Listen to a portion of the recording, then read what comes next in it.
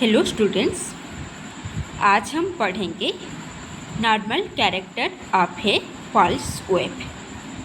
So basically it has 4 parts: percussion wave, tidal wave, diacritic notch and diacritic wave. The story is that left ventricle ejects blood during systole. Then that blood reaches to periphery. पर उसके बाद कुछ wave form reflect back करते हैं heart को, जैसे कि wave fronts travelling through a rope. पर ये कंफ्यूज मत होना कि whole wave form reflect back कर रहा है।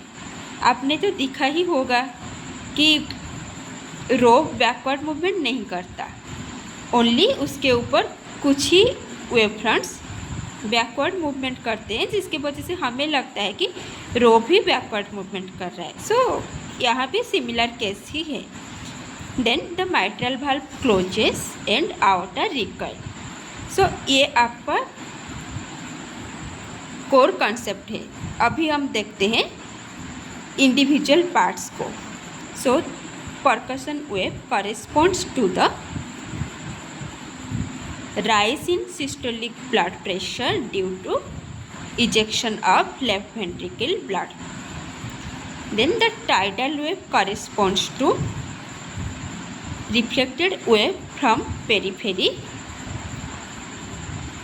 which get added to the descending part of the previous percussion wave, but both together continues as a single peak.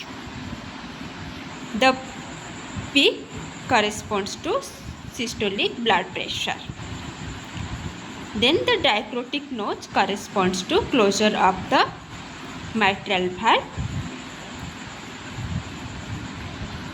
तो अभी क्वेश्चन आ रहा होगा कि ये नोज फिर क्यों हुआ? वाल्व तो क्लोज कर गया, फिर नोज क्यों अपीयर हुआ?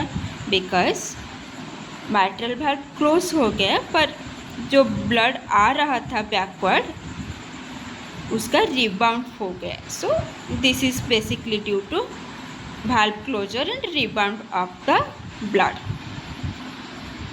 बट नाउ आउटर रिकॉइल हो रहा है, so systemic blood pressure will decrease. This corresponds to your diacritic wave.